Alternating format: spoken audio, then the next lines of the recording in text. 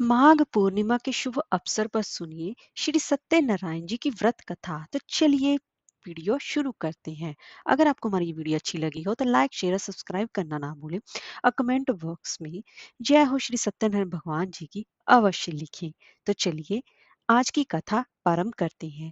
एक समय की बात है कि नौमिषरायण तीर्थ में शौनक आदि 88,000 ऋषियों ने श्री सूत जी से पूछा कि हे प्रभु, इस कलयुग में वेद विद्या रहित मनुष्य को प्रभु भक्ति किस प्रकार मिल सकती है तथा उनका उद्धार भी कैसे होगा।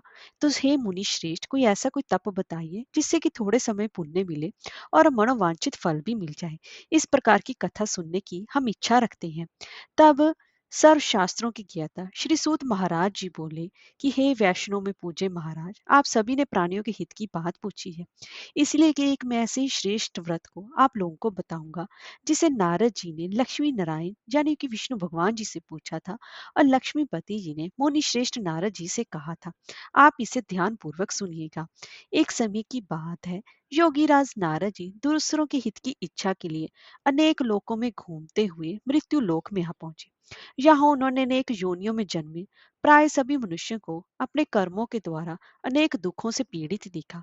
उनका दुख देख नारद जी सोचने लगे कि कैसे यत्न किया जाए जिसके करने से निश्चित रूप से मानव के दुखों का अंत हो सकेगा।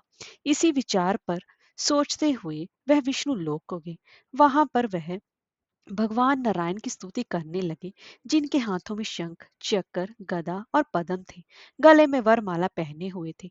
स्तुति करते हुए नारद जी बोले कि हे भगवान, आप अत्यंत शक्ति से संपन्न हैं। मन तथा वाणी भी आपको नहीं पा सकती। आपका कोई भी आदि मध्य अंत नहीं है। निर्गुण स्वरूप सृष्टि के कारण भक्तों के दुखों को दूर करने वाले आपको मेरा नमस्कार है।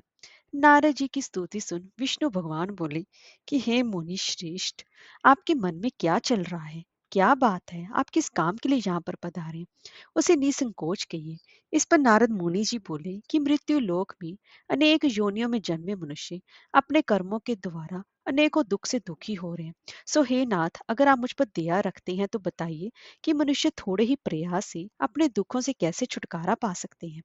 तब श्री हरि जी बोले कि हे नारद, मनुष्य की भलाई के लिए तुमने बहुत ही अच्छी बात पूछी है। जिसके करने से मनुष्य मोह से छूट जाता है, वो बात मैं तुमसे कहता हूँ, उसे ध्यान पूर्वक सुनना। स्वर्ग लोक व मृत्यु लोक दोनों में एक दुर्लभ उत्तम व्रत है जो कि महान पुण्य की प्राप्ति कराने वाला है। आज प्रेम वश होकर उसे मैं तुमसे कहता हूँ। श्री सत्यनारायण भगवान जी का यह व्रत अच्छी तरह विधान पूर्वक करने से मनुष्य तुरंत ही यहाँ सुख भोगकर मरने पर मोक्ष की प्राप्ति करता है। श्री हरि जी के वचन सुनकर नारद जी बोले कि उस व्रत का फल क्या है और उसका विधान क्या है। ये व्रत किसने किया था? इस व्रत को किस दिन करना चाहिए? सभी बातें आप मुझे विस्तार पूर्वक बताइए। तब नारद जी की बात सुनकर श्री हरि जी बोले, दुख व शोक आदि को दूर करने वाला यह व्रत सभी स्थानों पर विजय दिलाने वाला है। मानव को भक्ति व श्रद्धा के साथ शाम को श्री सत्यनारायण जी की पूजा धर्म परायण होकर ब्राह्मणों व बंधुओं के साथ करनी चाहिए। भक्ति भाव से नवेद, केले का फल, घी, दूध और गेहूं का आटा सवाया लेना चाहिए। गेहूं के स्थान पर साठी का आटा, शक्कर तथा गुड़ लेकर सभी भक्षण योग्य पदार्थों को मिलाकर उसका भगवान को भोग लगाना चाहिए। ब्राह्मणों सहित बंधु बांधवों को भी भोजन कराना चाहिए। उसके बाद स्वयं भोजन ग्रहण करना चाहिए। भजन कीर्तन के साथ भगवान की भक्ति में लीन हो जाना चाहिए। इस तरह से सत्यनारायण भगवान जी का यह व्रत करने पर मनुष्य की सारी इच्छाएं निश्चित रूप से पूरी होती हैं। इस कलिकाल अर्थात इस कलयुग में मृत्यु लोक में मोक्ष प्राप्ति का यही एक सरल उपाय बताया गया है। अब मैं आपको इसके आगे की कथा बताता हूँ।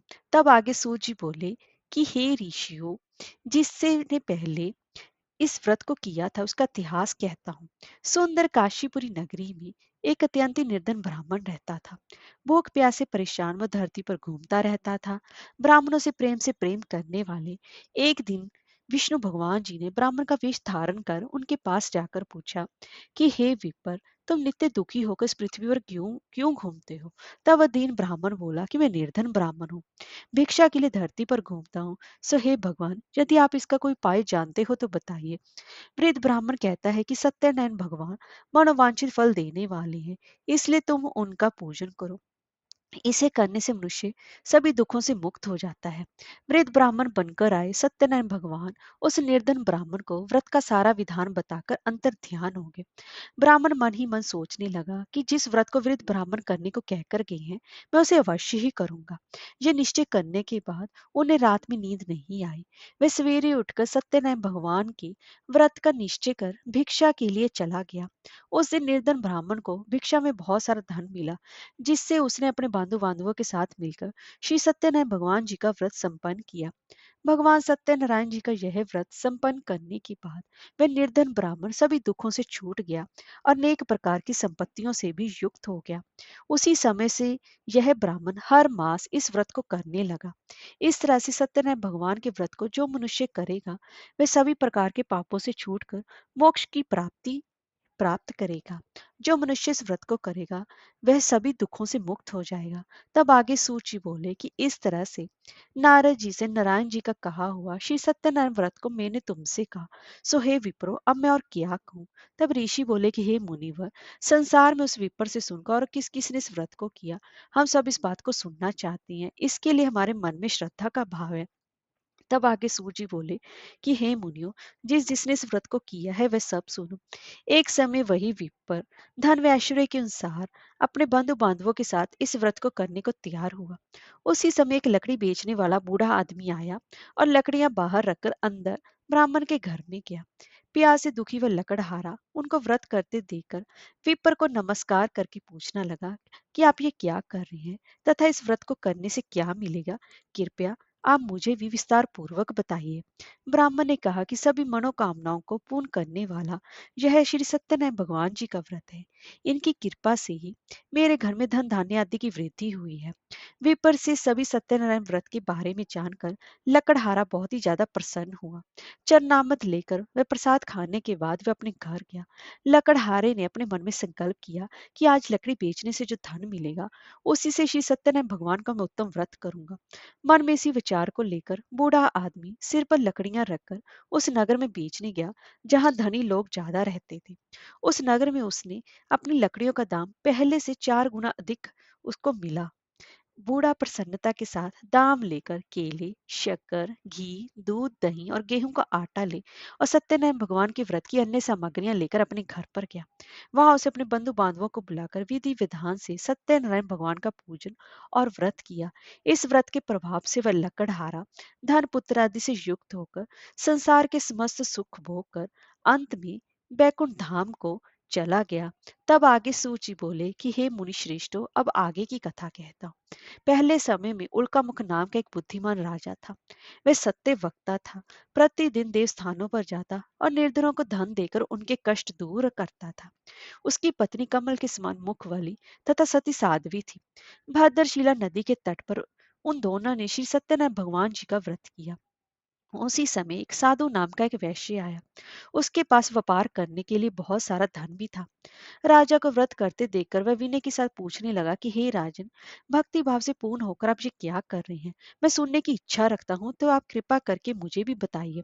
तब राजा बोला कि हे साधु, अपने बंधु बांधवों के साथ पुत्र आदि की प्राप्ति के लिए एक महाशक्तिमान श्री सत्यनारायण भगवान जी का व्रत व पूजन कर रहा हूँ। राजा के वचन सुन साधु आदर से बोला कि हे राजन, मुझे इस व्रत का सारा विधान कहिए। आपके कथन अनुसार मैं भी इस व्रत को करूंगा। मेरी भी संतान नहीं है और इस व्रत को करने से निश्चित रूप से मुझे संतान की प्राप्ति होगी। राजा से व्रत का सारा विधान सुनकर व्यापार से निर्वित होकर वह अपने घर गया। साधु वैश्य ने अपनी पत्नी को संतान देने वाले इस व्रत का वर्णन कह सुनाया और कहा कि जब मेरी संतान होगी तब मैं इस व्रत को करूंगा। साधु ने इस तरह के वचन अपनी पत्नी लीलावती से कहे। एक दिन लीलावती पति के साथ आनंदित हो संसारिक धर्म में प्रवृत्त होकर श्री सत्यनारायण भगवान जी की कृपा से गर्भवती हो गई। 10वें महीने में उसके गर्भ से एक सुंदर कन्या ने जन्म लिया। दिनों दिन वो इस तरह से बढ़ने लगी जैसे कि शुक्ल पक्ष का चंद्रमा बढ़ता है। माता पिता ने अपनी कन्या का नाम कलावती रखा। एक दिन लीलावती ने मीठे शब्दों में अपने पति को याद दिलाया कि आपने सत्यनारायण भगवान के जिस व्रत को करने का संकल्प किया था, उसे करने का समय आ गया है। आप इस व्रत को करिए। साधु बोला कि हे प्रिय, इस व्रत को मैं उसके विवाह पर करूंगा। इस प्रकार अपनी पत्नी को आश्वासन देकर वह नगर को चला गया। कलावती पिता के घर में दिनों दिन बड़ी होने लगी। साधु ने एक बार नगर में अपनी कन्या को सखियों के साथ खेलते हुए देखा, तो तुरंत ही दूत को बुलाया और कहा कि मेरी कन्या के वास्ते कोई सुयोग्य वर देखकर लाओ। साधु की बात सुनकर दूत कंचन नगर पहुंचा। वहां देखभाल कर लड़की के लिए सुयोग्य वाणिक पुत्र को ले आया। सुयोग्य लड़के को देखकर साधु ने बंधु बांधवों को बुलाकर अपनी पुत्री का विवाह कर दिया। लेकिन दुर्भाग्य की बात यह भी, साधु ने अभी श्री सत्यनारायण भगवान जी का व्रत नहीं किया। इस पर श्री भगवान क्रोधित हो गए और श्राप दिया कि साधु को अत्यधिक दुख मिले। अपने कार्य में कुशल साधु बनिया जमाई को लेकर समुद्र के पास स्थित होकर रतनसारपुर एक नगर में गया। वहां जाकर दामाद ससुर दोनों मिलकर चंद्रकेतु राजा के नगर में व्यापार करने लगे। एक दिन भगवान सत्यनारायण की माया से एक चोर राजा का धन चुराकर भाग रहा था। उसने राजा के सिपाहियों को अपना पीछा करते देख चुराया हुआ धन वहां पर रख दिया, जहां साधु अपने जमाई के साथ ठहरा हुआ था। राजा के सिपाहियों ने साधु वैश्य के पास राजा का धन पड़ा देखा, तो वे दोनों ससुर जमाई दोनों को बांध कर प्रसन्नता से राजा के पास ले गए और कहा कि उन दोनों चोरों को हम पकड़ कर लाए हैं। आप आगे की कार्यवाही की आज्ञा दें। राजा की आज्ञा से उन दोनों को कठिन कारावास में डाल दिया गया और उनका सारा धन भी उनसे छीन लिया गया। श्री सत्यनारायण भगवान के श्राप से साधु की पत्नी भी बहुत ज्यादा दुखी हुई। घर में जो धन रखा था उसे चोर चुरा कर ले गए। शारीरिक तथा मानसिक पीड़ा व भूख प्यास से अति दुखी हूँ। अन्न की चिंता में कलावती एक ब्राह्मण के घर पर गई। वहां उसने श्री सत्यनारायण भगवान का व्रत होते देखा। फिर कथा भी सुनी। वे प्रसाद ग्रहण कर रात को घर वापिस आए। माता ने कलावती से पूछा कि हे पुत्री, अब तक तुम कहाँ थी और तुम्हारे मन में क्या है? कलावती ने अपनी माता से कहा कि हे माता, मैंने एक ब्राह्मण के घर पे श्री सत्यनारायण भगवान जी का व्रत होते देखा है। कन्या के वचन सुन लीलावती भगवान के पूजन की तैयारी करने लगी। लीलावती ने परिवार व बंधुओं सहित श्री सत्यनारायण भगवान का पूजन किया और उनसे वर मांगा कि मेरे पति तथा जमाई शीघ्र ही घर आ जाए। साथ ही ये भी प्रार्थना की कि हम सभी का अपराध क्षमा करें। श्री सत्यनारायण भगवान इस व्रत से संतुष्ट हो गए और राजा चंद्रकेतु को सपने में दर्शन देकर कहा कि हे राजन, तुम उन दोनों वैश्यों को छोड़ दो और तुमने उनका जो धन लिया उसे वापस कर दो। अगर तुमने ऐसा नहीं किया तो मैं तुम्हारा धन, राज्य व संतान सभी को नष्ट कर दूंगा। राजा को ये सब कहकर भगवान अंतर ध्यान हो गए। प्रातः काल सभा में राजा ने अपना सपना सुनाया और फिर बोले कि वाणिक पुत्रों को कैद से मुक्त कर सभा में लाओ। दोनों ने आते ही राजा को प्रणाम किया। राजा मीठी वाणी में बोला कि हे महानुभाव, भाग्यवश ऐसा कठिन दुख प्राप्त हुआ है, लेकिन अब तुम्हें कोई भी भय नहीं है। ऐसा कहकर राजा ने उन दोनों को नए वस्त्र भूषण भी पहनाए तथा जितना धन उनका लिया था उससे दुगुना धन वापस कर दिया और दोनों वैश्य इस तरह से अपने घर की ओर चलने लगे। तब आगे सूजी बोले कि वैश्य ने मंगलाचार कर अपनी यात्रा आरंभ की और अपने नगर की ओर चल दिया। तो उनके थोड़ी दूर जाने पर एक दंडी वेशधारी श्री सत्यनारायण जी ने उनसे पूछा कि हे साधु, तेरी नाव में क्या है?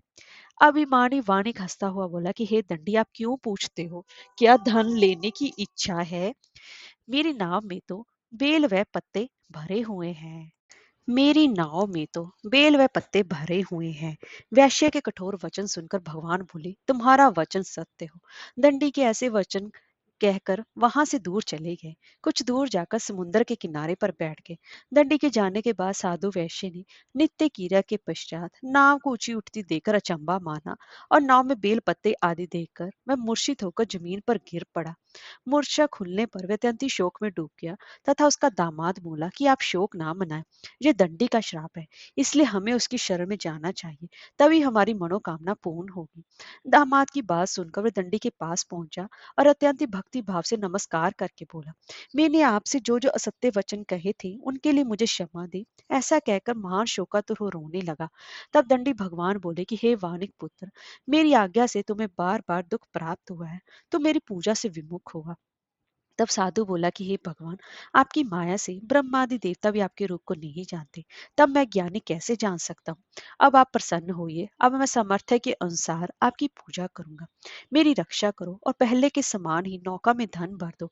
साधु वैश्य के ऐसे भक्ति पूर्वक वचन सुनकर भगवान प्रसन्न हो गए और उसकी इच्छा अनुसार वरदान देकर अंतर ध्यान हो गए।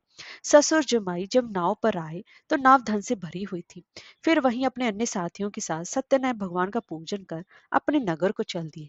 जब नगर के नजदीक पहुंचे तो दूत को घर पर खबर करने के लिए भेज दिया। दो साधु की पत्नी को प्रणाम कर कहता है कि मालिक अपने दामाद सहित नगर के निकट आ गए हैं। दूत की बात सुनकर साधु की पत्नी लीलावती ने बड़े हर्ष के साथ श्री सत्यनारायण भगवान जी का पूजन कर अपनी पुत्री कलावती से कहा कि मैं अपने पति के दर्शन को जाती हूँ, तो कार्य पूर्ण कर शीघ्र ही आ जाना। माता के ऐसे वचन सुनकर कलावती जल्दी में प्रसाद छोड़ अपने पति के पास चली गई। प्रसाद की अवज्ञा के कारण श्री सत्यनारायण भगवान रुष्ट हो गए और नाव सहमत उसके पति को पानी में ही डुबो दिया। कलावती अपने पति को वहां पर ना पाकर रोती हुई जमीन पर गिर गई। नौका को डूबा हुआ देखकर वह कन्या को रोता हुआ देख साधु दुखी होकर बोला कि हे प्रभु, मुझसे तथा मेरे परिवार से जो भूल हुई है उसे क्षमा करें। साधु के दीन वचन सुनकर श्री सत्यनारायण भगवान प्रसन्न हो गए और आकाशवाणी हुई कि हे साधु, तेरी कन्या मेरे प्रसाद को छोड़कर आई है, इसलिए उसका पति अदृश्य हो गया। यदि वह घर जाकर प्रसाद खाकर लौटती है तो इसे इसका पति अवश्य मिलेगा। ऐसी आकाशवाणी सुनकर कलावती घर पहुंचकर प्रसाद ग्रहण करती है और फिर आकर अपने पति के दर्शन करती है। उसके बाद साधु अपने बांधवों के साथ श्री सत्यनारायण भगवान जी का विधि विधान से पूजन करता है तथा इस लोक में सुख भोग कर अंत में वह स्वर्ग लोक को जाता है। तब आगे सूत जी बोले कि हे ऋषियों, मैं एक और भी कथा सुनाता हूँ, उसे भी ध्यान पूर्वक सुनो। प्रजा पालन में लीन तुंग ध्वज नाम का एक राजा था। उसने भगवान का प्रसाद त्याग कर बहुत ही दुख माना।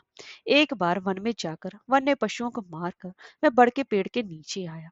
वहां उसने ग्वालों को भक्ति भाव से अपने बंधुओं से श्री सत्यनारायण भगवान जी का पूजन करते देखा। अभिमानवश राजा ने उन्हें देखकर विवाह पूजा स्थान में नहीं किया और ना ही उसने भगवान को नमस्कार किया। ग्वालों ने राजा को प्रसाद दिया, लेकिन उसने वे प्रसाद नहीं खाया और प्रसाद को वहीं पर छोड़कर अपने नगर को चला गया। जब वह अपने नगर में पहुंचा तो वहां सब कुछ उसने तहस नहस हुआ पाया। तो वह शीघ्र ही समझ गया कि ये सब भगवान ने किया है। वह दोबारा ग्वालों के पास पहुंचा और विधि पूर्वक पूजा करके प्रसाद खाया तो श्री सत्यनारायण भगवान की कृपा से सब कुछ पहले जैसा ही हो गया। दीर्घ काल तक सुख भोगने के बाद मरणोपरांत उसे स्वर्ग लोक की प्राप्ति हुई। जो मनुष्य परम दुर्लभ इस व्रत को करेगा तो भगवान सत्यनारायण की अनुकंपा से उसे धन धान्य की प्राप्ति होगी। निर्धन धनी हो जाता है और भय मुक्त तो जीवन जीता है। संतानहीन मनुष्य को संतान का सुख मिलता है और सारे मनोरथ पूर्ण होने पर मानव अंत काल में वैकुंठ धाम को जाता है। तब आगे सूची बोले, जिन्होंने पहले इस व्रत को किया है अब उनके दूसरे जन्म की कथा कहता हूँ। वृद्ध शतानंद ब्राह्मण ने सुदामा का जन्म लेकर मोक्ष की प्राप्ति की। लकड़हारे ने अगले जन्म में निषाद बनकर मोक्ष प्राप्त किया। उल्का मुख नाम का राजा दशरथ होकर बैकुंठ को गए। साधु नाम के वैश्य ने मोर ध्वज बनकर अपने पुत्र को आरे से चीख कर मोक्ष की प्राप्ति की। महाराज तुंग ध्वज ने स्वयंभू होकर भगवान में भक्ति युक्त होकर कर्म कर मोक्ष की प्राप्ति की। इसलिए जो भी इस कलयुग में श्री सत्यनारायण भगवान जी का व्रत और पूजा पाठ करता है उसे भगवान सत्यनारायण की कृपा से इस लोक की सभी सुख भोग कर अंत में उसे मोक्ष की प्राप्ति होती है। जय हो श्री सत्यनारायण भगवान जी की।